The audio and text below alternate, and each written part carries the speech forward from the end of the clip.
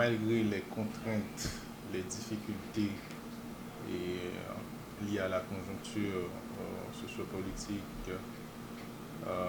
malgré les turbulences qui étaient caractérisées au mois de septembre, là, parce que nous rappelons que à partir du 12 septembre, et le pays dans sa globalité était en situation ou encore en mode pays lock.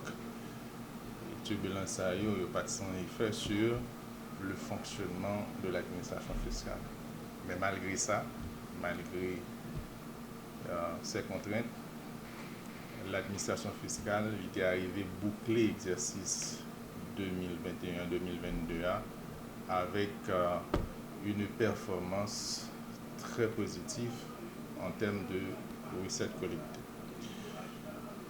Les dernières statistiques de perception que nous disposons disent-nous que la Direction générale des impôts était collectée au terme de l'exercice 21-22 plus de 62,3 milliards de gouttes par rapport à une prévision qui était située autour de 61 milliards de gouttes.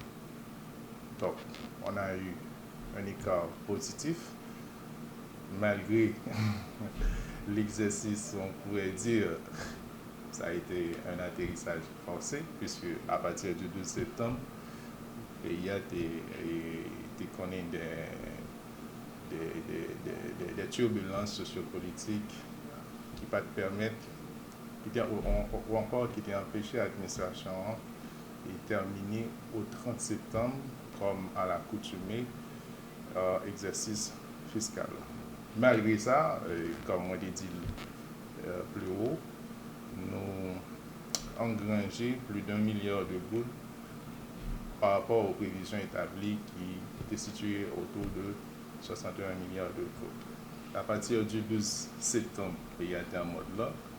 Donc ça veut dire si pas de gain, turbulence, perturbation, surplus que nous avons collecté est encore beaucoup plus important par rapport, non seulement par rapport aux prévisions établies pour l'exercice, mais aussi par rapport à l'exercice. L'exercice 22-23, il démarre dans un contexte de turbulence sociopolitique avec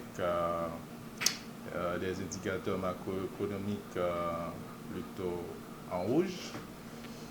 Mais malgré ça, pour le premier trimestre, la Direction générale des impôts a pu collecter plus de 14,4 milliards de gouttes de recettes.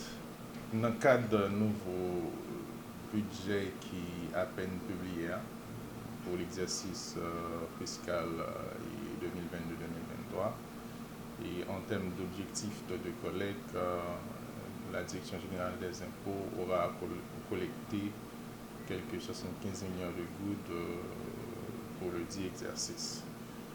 Donc déjà, nous avons collecté au terme du premier trimestre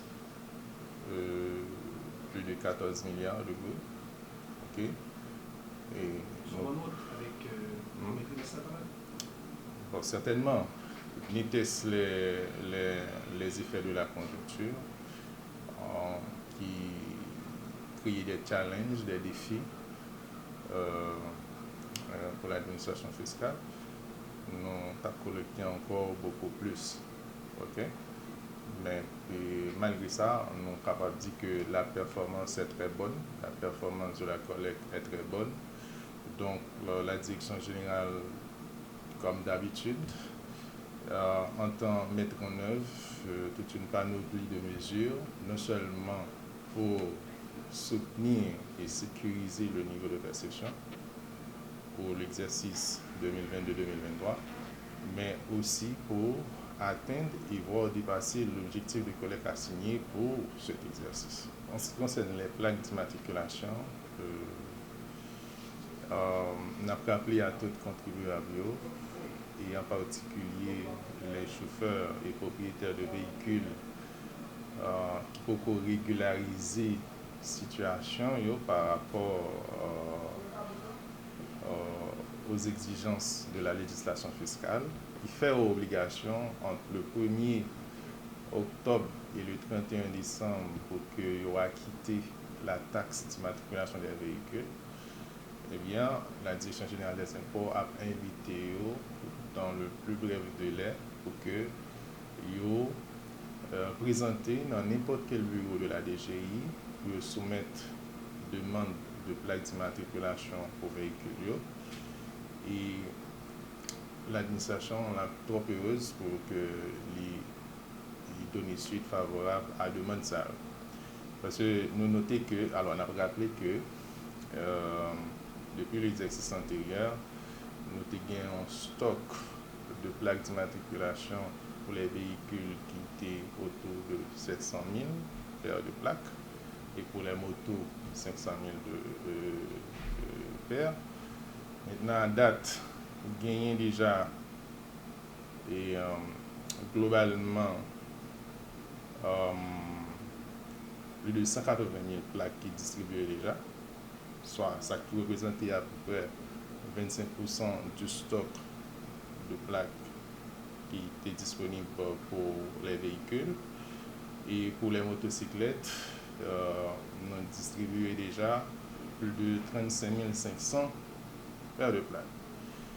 Ça qui représentait presque 10% du stock de plaques disponible pour les motocyclettes. Donc cela veut dire quoi? Cela signifie que il y a une plaque qui est disponible pour tous les véhicules. Donc, un chauffeur ou bien un propriétaire de véhicule n'a aucune raison, aucun prétexte pour qu'il ait circulé sur la voie publique avec une plaque qui est périmée ou sans plaque. Ok? Donc, autant dire, nous invitons chauffeur Sario, propriétaire Sario, qui peut commettre en règle avec le fisc pour que vous fassiez ça dans le plus bref délai, c'est-à-dire pour venir faire demande de plaques d'immatriculation dans les différents offices de la DGI qui y a besoin un peu partout et dans la région métropolitaine et en province, pour être capable de régulariser la situation véhicule. Il a rappelé à tout chauffeur, à tout propriétaire qui peut régulariser la situation véhicule que le fait de circuler avec une plaque périmée ou sans plaque, ça a exposé à une amende de 12 000 gouttes, tel que stipulé à l'article 8 de la loi de finances 2018-2019, qui était modifié l'article 279 du décret du 1er juin 2005 qui régit la circulation et l'immatriculation des véhicules. Donc, encore une fois, il y a une plaque disponible à la DGI. Donc, tout chauffeur, tout propriétaire de véhicule qui peut faire plaque, l'administration fiscale a invité à faire ça pour éviter amendes et sanctions ou contraventions telles que prévues dans les lois régissant la matière. Nous, de plein pied, et dans la nouvelle année civile 2023, c'est l'occasion au nom de la Direction générale et de la Direction générale des impôts pour nous exprimer à tous, envers tous les contribuables, quels qu'ils soient, les vœux de paix, de bien-être et de prospérité et envers tous. Parce que, comme nous tous connaissons, l'administration fiscale est là pour servir et desservir tous les citoyens, tous les administrés, tous les contribuables. Sans les contribuables, pas l'administration fiscale. Et l'impôt que l'administration fiscale lui-même la perçoit régulièrement, c'est une partie de la richesse nationale, c'est une partie de la richesse créée par les citoyens. Donc, quand les citoyens sont prospères, eh bien, l'État aussi est prospère. Donc, c'est peut-être ça, au nom de la direction générale, nous souhaitons que 2023 soit l'année de, soit une année de réussite, de succès pour chacun des contribuables, de telle sorte que nos contribuables soient prospères et pour faire aussi la prospérité de l'État, de l'administration fiscale.